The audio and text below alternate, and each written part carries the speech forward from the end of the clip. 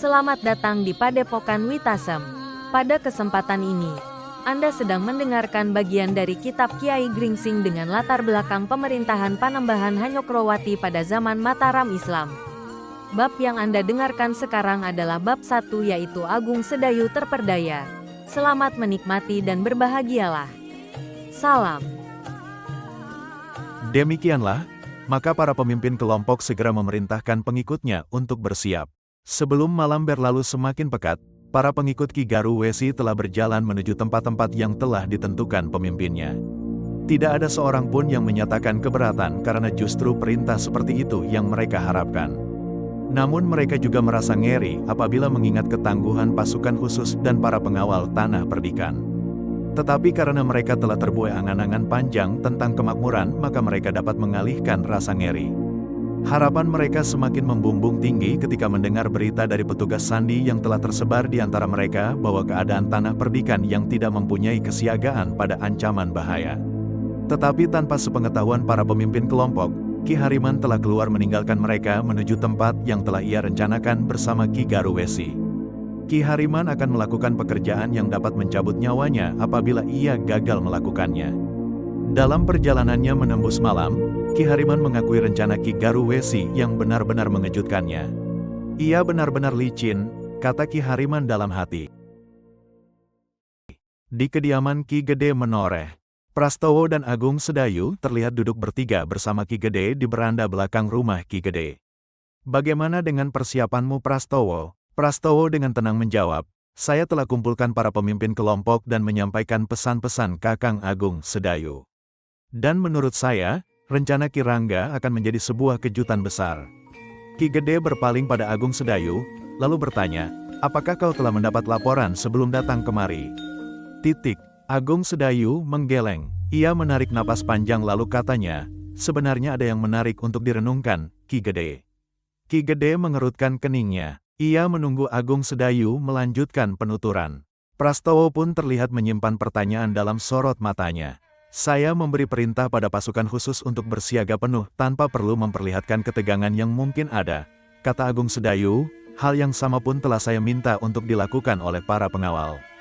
Prastowo mengangguk, namun mereka tidak menunjukkan pergerakan yang nyata, kata Agung Sedayu. Mereka seolah berkumpul tanpa ada tujuan yang berarti.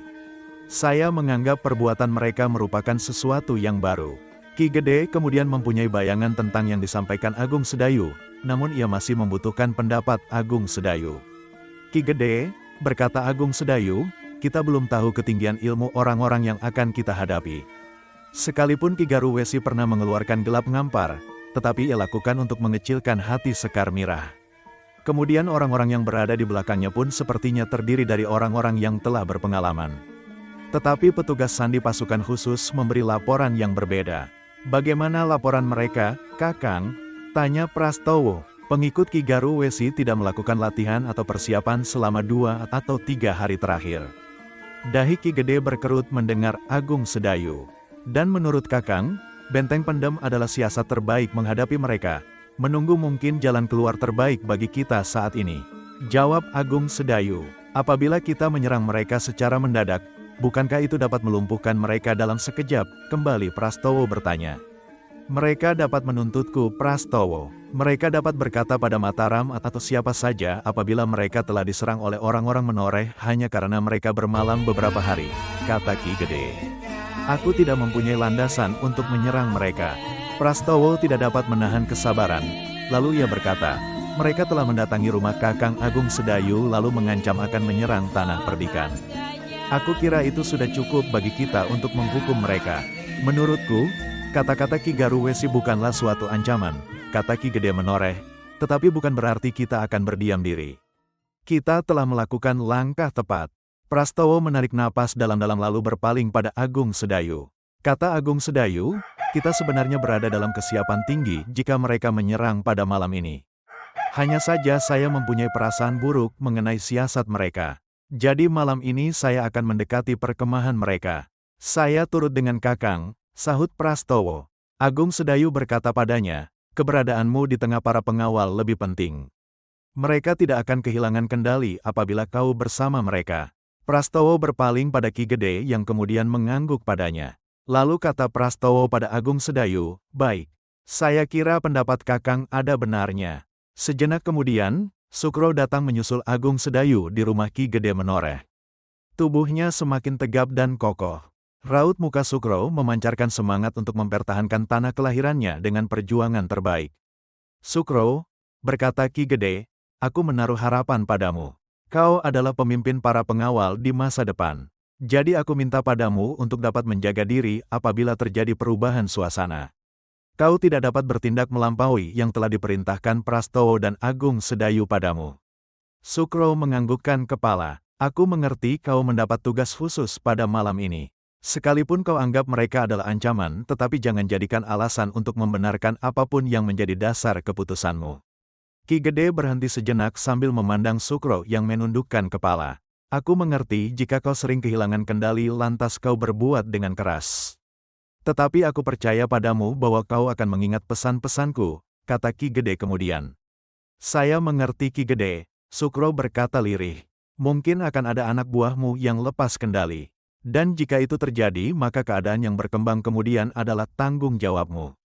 Agung Sedayu berkata padanya. Sukro mengerutkan kening namun ia tidak mempunyai keberatan mengenai tanggung jawab itu. Sukro hanya merasakan darah di dalam tubuhnya mengalir lebih deras dan dada berdegup kencang. Prastowo berkata kemudian, "Pergilah. Atau mungkin kau akan mengatakan sesuatu." "Tidak ada Kakang," kata Sukro sambil meminta diri. Sementara itu, malam semakin lama gelap dan pekat. Angin dingin yang datang dari Merapi menyapu seluruh lembah yang mengitarinya. Hawa dingin terasa hingga ke tulang belulang. Penduduk di pedukuhan-pedukuhan di Menoreh lebih memilih untuk berada di dalam rumah. Gardu-gardu jaga yang tersebar di seluruh tanah perdikan tampak lengang. Bahkan di barak pasukan khusus pun seperti tidak terlihat tanda-tanda kehidupan. Meskipun keadaan malam itu seperti mencekam perasaan, para peronda tetap hilir mudik menyusuri setiap lorong dan mengamati jalan-jalan yang sepi dilalui orang pada malam hari. Sejumlah obor menebar cahaya remang-remang. Bayangan daun dan pohon bergerak-gerak saat obor tertiup angin. Suasana begitu hening dan senyap. Dalam waktu itu, sejumlah orang yang terbagi dalam banyak kelompok telah mengirimkan orang untuk mengawasi mulut-mulut lorong. Mereka juga membuat tanda-tanda khusus pada tempat tertentu sebagai bagian dari usaha yang akan mereka lakukan esok hari.